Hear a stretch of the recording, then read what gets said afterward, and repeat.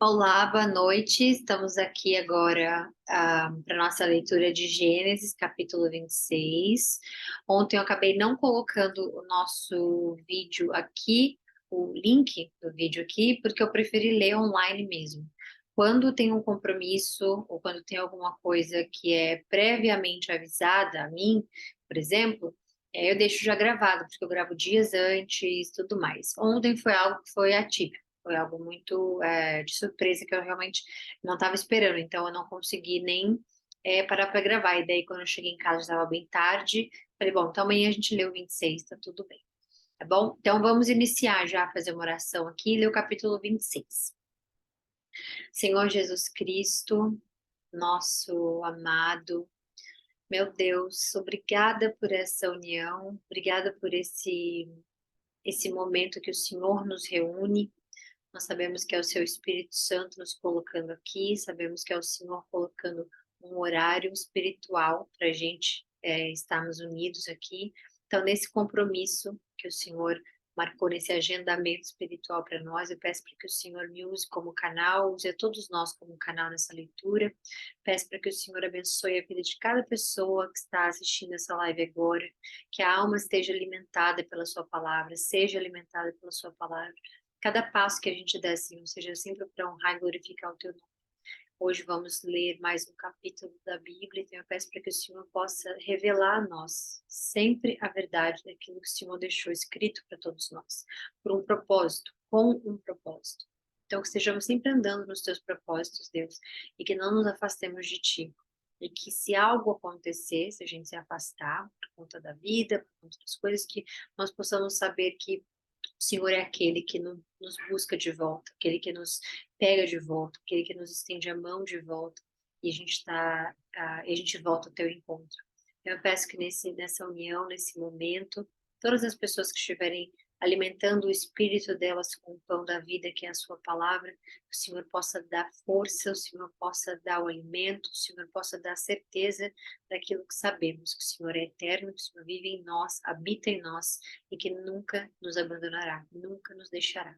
Então, obrigada, proteja-nos de todos os males, todas as energias negativas lançadas a nós, peço para que caia por terra qualquer tipo de maldade nesse grupo, qualquer tipo de maldade nas nossas vidas particulares, para que possamos sempre, Senhor, estar caminhando fortes e sabendo que não vem de nós a nossa força, mas de Ti. Em nome de Jesus agradeço. Amém. Então vamos lá. Capítulo 26, Isaac em Gerar. Então era onde eles estavam ali morando.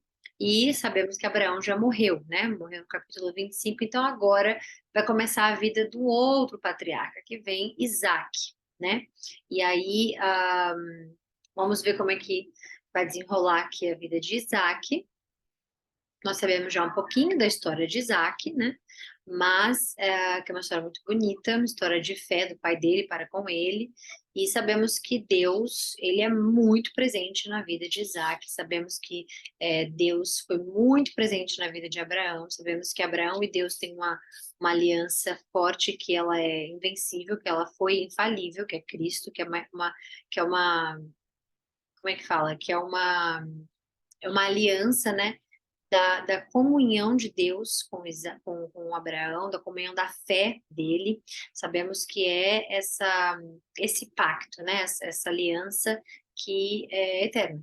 Então, a gente está começando agora, assim, mais histórias, né? Saímos de Abraão, a gente vai iniciar agora mais histórias e cada uma delas vai ser cada vez mais importante para nós, para o nosso entendimento, para o nosso aprendizado, né, em relação à palavra de Deus e também conhecer Deus. Eu acho que mais do que a gente só ler a Bíblia para ter conhecimento dela, é ter conhecimento daquele que a escreveu, né? Através de pessoas, obviamente, mas aquele que escreveu, aquele que é a razão dessa palavra estar junta, né? Dessa Bíblia estar junta, dessa história inteira, de capa a capa, estar junta para nós, para o nosso benefício, né? Então, sabendo que ele fala para cada um ali no tempo específico, cada pessoa tem uma história com ele, tem um propósito com ele, sabendo que tudo isso, né, foi unido de uma forma para que pudéssemos chegar até Cristo, pudéssemos ter a liberdade em Cristo. Eu acho que agora a gente vai iniciar mais histórias, assim, que a gente vai ficar mais cada vez mais próximos a Deus. É menos sobre a leitura específica, tipo, estou lendo a Bíblia, o que obviamente também mas também é mais sobre Deus, como ele vai levando, porque agora a gente vai ver muitas situações cotidianas que a gente pode até colocar nos nossos dia a dia de hoje, né? Então vai ser importante a gente daqui para frente agora a vida de Isaac, daí vai passar o Jacó, e daí Esaú, e daí a gente vai começar, né, Êxodo, Moisés, tudo mais. Então, eu acho que vai ficar mais interessante. A gente já iniciou lá com Abraão, obviamente, né, depois dos números todos contados como é que fala? E a aliança que ele fez com Noé, e do começo, agora a gente iniciou com Abraão histórias, né, que são mais cotidianas, e agora tá ficando cada vez mais. Então, através de Isaac. Então, Abraão morreu, Isaac está em Gerar, tá, foi para Gerar, e aí agora a gente vai ver como é que vai ser a vida dele. Bom, então vamos lá.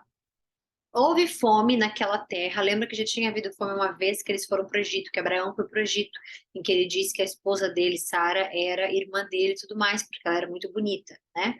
Mas a gente vai ver um padrão aqui. Houve fome naquela terra, como tinha acontecido no tempo de Abraão. Por isso Isaac foi para Gerar, onde Abimeleque era o rei dos filisteus, né? Lembrando que Abimeleque não é o mesmo de Abraão. Abimeleque acreditamos ser um título, né? Era o rei dos filisteus. O Senhor apareceu a Isaac e disse: não desça ao Egito. O que Abraão fez? Desceu ao Egito. Agora Deus está indo na frente dele dizendo: não desça ao Egito. Procure estabelecer-se na terra que eu lhe indicar. Permaneça nessa terra mais um pouco e eu estarei com você e o abençoarei. Porque a você e aos seus descendentes eu darei todas essas terras e confirmarei o juramento que fiz ao seu pai Abraão. Tornarei seus descendentes tão numerosos como as estrelas do céu e lhes darei todas essas terras por meio da sua descendência. Todos os povos da terra serão abençoados, porque Abraão me obedeceu e guardou os meus preceitos, meus mandamentos, meus decretos e minhas leis. Não vimos isso aqui, né? A gente sabe que Abraão ele foi pela fé do que foi dito a ele por Deus. Então, os preceitos de Deus, os mandamentos de Deus, os decretos, leis, aquilo ali era um relacionamento que ele tinha com Abraão somente. Quando chega para Moisés, aí a nação já está maior, né? Ah, as coisas erradas que eles estavam fazendo, obviamente, maior. A população é muito maior. Ali com Abraão era o patriarca, ele fazia as coisas todas, tinha bastante pessoas, óbvio, mas o povo era menor, né? Mas quando a gente chega nos mandamentos, aqui é para você não perguntar assim, tá, mas como assim os mandamentos e decretos e leis, mas não apareceu ainda. Era só em relacionamento. Quando começa a juntar um povo maior, quando tem, por exemplo, os judeus que foram escravizados no Egito, né? E eles estão passando a escravidão no Egito. E todo aquele tempo que eles estão lá, Deus os ouve, aí ele usa Moisés e tira Moisés e tudo mais. Mas ali já é uma sociedade, já é um grupo de pessoas, ali é quase que uma nação, basicamente, que eram muitas pessoas. Aquela nação ali já era corrompida, por quê? Porque eles viviam no Egito. Então a cultura egípcia estava entrelaçada, misturada, coisas que o faraó da época, né, que também é um título, não é um nome de uma pessoa especificamente, coisas que o faraó obrigavam eles a fazerem, comidas e alimentos, obviamente que ali eles tinham, eles já sabiam das coisas deles, né, já sabiam que eles eram judeus, que eles eram um povo, que eles eram os hebreus, que eles tinham Deus com eles, mas Deus não falava com eles há muitos anos. Então, depois desses anos todos, Deus mandou Moisés. Então, passou uma geração, passou outra geração, passou outra geração, passou outra geração. Depois de tantos anos, Deus apareceu e aí tirou eles de lá. Então, eles saem do Egito como escravos. Então, naquela tribo, né, que eu posso dizer assim, aquele povo todo, as leis não são as mesmas, já se perderam, né? Perderam o contato com Deus, não é a mesma coisa de Abraão. Então, por isso que Deus usou Moisés e colocou as leis. A gente vai ver Deuteronômio, a gente vai ver em Números, a gente vai ver em Levíticos. Por quê? Porque já não é mais a geração de Abraão. Já não são mais as pessoas que andavam com Abraão. Ali a gente está falando de outros ensinamentos, de outras, misturado com a cultura egípcia. Deus fala para eles o tempo inteiro: não vai para o Egito. Abraão foi para o Egito, Deus falou com ele. Isaac falou, antes de começar a fome, antes dele sair dali, ele falou: não vai para o Egito, eu vou estar com você, eu vou te ajudar, eu vou te abençoar. Não vai para o Egito. Então, eles vão ter a necessidade de Deus apresentar a eles os mandamentos, os decretos, as leis, né? Não da mesma forma que foi com Abraão, que tinha um relacionamento íntimo, pessoal com Deus, né? E que aquele relacionamento que ele tinha intimista com Deus, Deus disse para eles, os decretos, as leis, tudo mais. Você não via Abraão indo contra nenhum dos mandamentos, por exemplo, né? E não são 10 somente. Os judeus eles têm mais de, acho que são 632, ou alguma coisa assim, de mandamentos. Os 10 ali são para uma boa convivência com a sociedade, né? Que Deus deixou, mas não existe uma pessoa dizer que vai seguir só os 10 mandamentos, quando na verdade são 600 e pouco. Então, né, existem religiões hoje em dia que falam que seguem todos os mandamentos, ou que seguem os 5 livros da Bíblia, que é o Torá, que são os 5 primeiros, mas se não seguem o restante, não faz sentido, né? Então, não adianta seguir a lei que está do início ao fim da Bíblia, quando nós vivemos debaixo da graça. Nós não vivemos debaixo da lei. Então, essas coisas que a gente está vendo aqui, preceitos, mandamentos, as leis, os decretos, a gente não viu Deus falando para Abraão, mas a gente vai ver para Moisés, porque já é um povo misturado, já é um povo que perdeu a referência de Deus, já é um povo que não fala, né, com Deus há muitos anos, tá bom?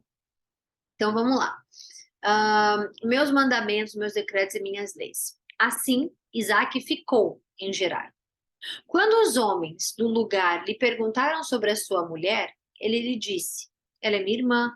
E que a gente vê que ele está repetindo o passo do pai, né? Teve medo de dizer que ela era sua mulher, pois pensou: os homens deste lugar podem matar-me por causa de Rebeca, por ela ser tão bonita.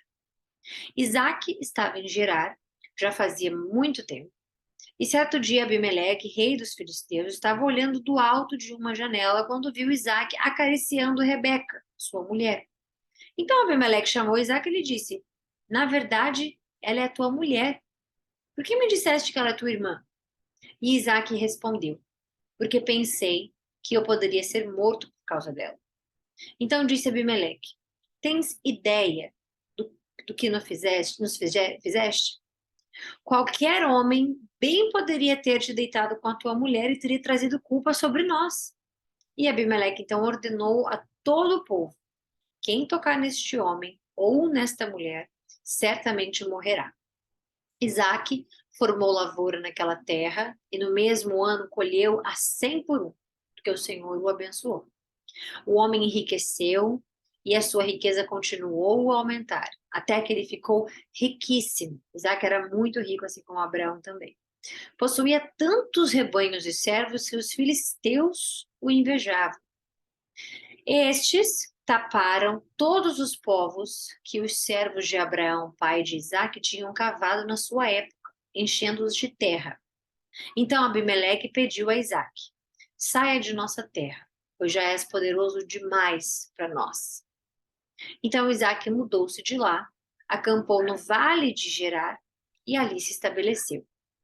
Isaque reabriu os poços cavados no tempo de seu pai Abraão, os quais os filisteus fecharam depois que Abraão morreu, e deu-lhe os mesmos nomes que o seu pai lhe tinha dado. Os servos de Isaque cavaram no vale e descobriram um veio d'água. Mas os pastores de Gerar discutiram com os pastores de Isaque, dizendo: a água é nossa. Por isso, Isaque deu ao poço o nome de Ezeque, porque discutiram por causa dele. Então, os seus servos cavaram outro poço, mas eles também discutiram por causa dele. Por isso chamou Sitna. Isaque mudou-se dali e cavou outro poço, e ninguém discutiu por causa dele. Deu-lhe o nome de Reobote, dizendo: agora o Senhor nos abriu espaço e prosperaremos nessa terra. Reobote significa espaço. Dali, Isaque foi para Berseba. Naquela noite, o Senhor lhe apareceu e lhe disse: eu sou o Deus de seu pai Abraão. Não tema, porque eu estou com você. Eu o abençoarei e multiplicarei os seus descendentes, por amor ao meu servo Abraão.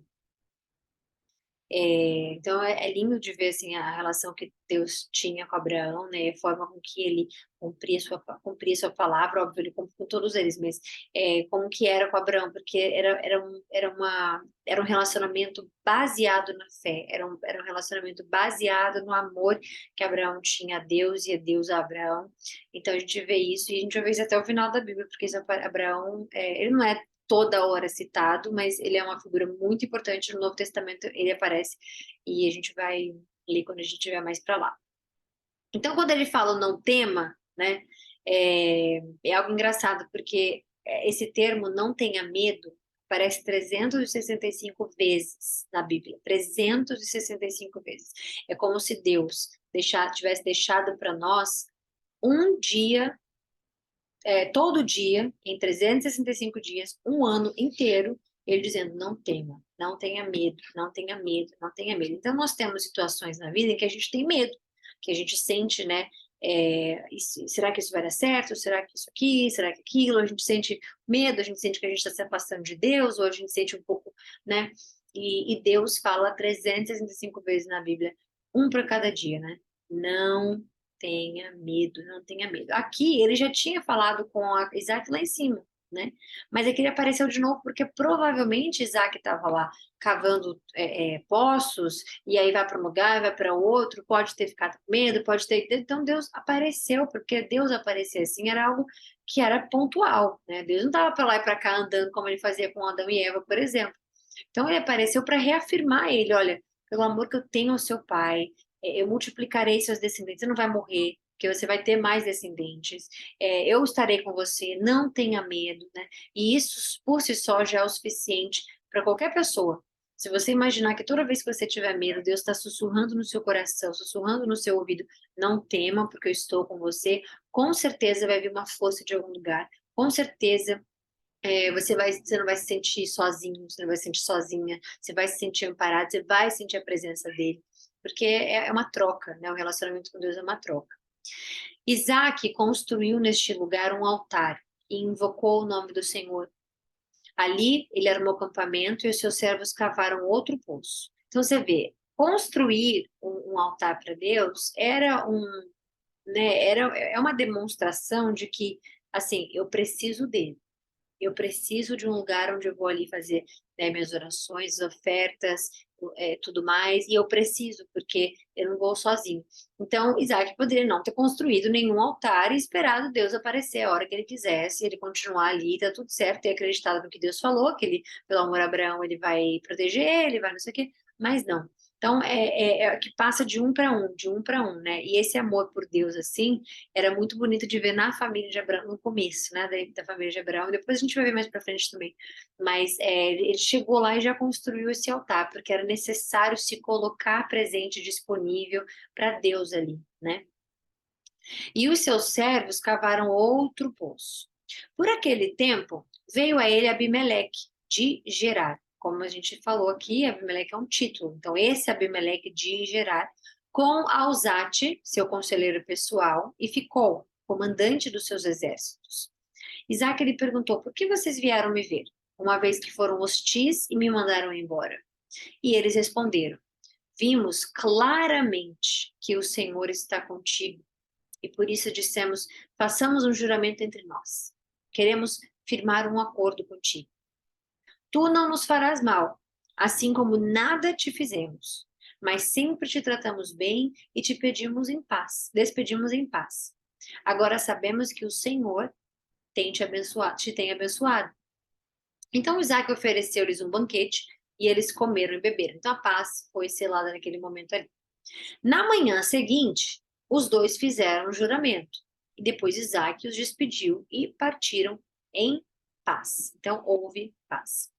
Naquele mesmo dia, os servos de Isaac vieram falar-lhe sobre o poço que tinham cavado e disseram: achamos água. E Isaac deu-lhe o nome de Seba. E por isso, até o dia de hoje, aquela cidade é conhecida como Berseba. Tinha Esaú Aí agora foi para Esaú. Tinha Esaú 40 anos de idade quando escolheu por mulher a Judite, filha de Beeri, o Hitita, e também a Basemate, filha de Elon, o Hitita. Então, o que a gente está vendo aqui é que Esaú, ele misturou as tribos, né? Misturou as pessoas, misturou a, como fala, a linhagem dele, misturou. É impressionante, porque o que acontece? A gente vê que Deus falou de Isaac em nenhum momento até agora. Agora que ele volta, desde o momento que Isaac, Esaú, desculpa, que Esaú e coisa, agora que ele vem falar de Esaú. E quando ele vem falar sobre ele, que ele misturou, ele casou, ele escolheu mais mulheres, ele fez, e não fazia sentido isso acontecer, né? Porque Deus não tinha dado a eles ordens deles saírem por aí casando com mais de uma, mais de duas, mais de três, e etc, etc. Essa era a escolha que eles podiam fazer, mas não era o que Deus tinha mandado. E Esaú aparece aqui fazendo o oposto do que o irmão, né? É, enfim, então, filho de Elon e Tita. E elas amarguraram a vida de Isaac e de Rebeca. O que que está escrito aqui absolutamente é que eles amarguraram a vida, desculpa, de Isaac e de Rebeca. Com isso tudo que aconteceu aqui. Então existia esse sentimento de amargura pelo que ele fez, né? Elas amarguravam a vida, não é pela vida, elas não estavam, é a vida de Isaac e de Rebeca. Então tinha um inveja, não sei qual seria a palavra, mas era uma rincha, digamos assim, né? E aí a gente via que ele misturou com os povos, misturou mulheres, casou com mais de uma, e aí a gente vê que começa os atritos, começa, né, coisas que não deveriam ter acontecido, mas lembrando que está tudo faz tudo parte dos planos de Deus, faz tudo parte de que nada sai do controle de Deus, né? Mas é uma informação a mais para a gente saber aqui. Enfim, finalizamos hoje. Vou já finalizar aqui a live do capítulo 26. Amanhã a gente está de volta no capítulo 27, que é Isaac abençoa Jacó. Aí a gente vai ver agora sobre Jacó e Esaú, né? A gente vai ver Isaac falando com Jacó, a gente vai ver sobre aquele capítulo bem famoso, que é quando o Jacó engana o pai, né? E aí a gente vai entender o que acontece. Lembrando que Esaú, ele é como se ele tivesse, quando ele fala aqui que ele amargurou a vida de Rebeca e de Isaac, Isaac é o pai dele. Então ele está falando no sentido de que ele levou desgosto, porque casou com mais mulheres, misturou as tribos, misturou as pessoas, e aí aconteceu isso.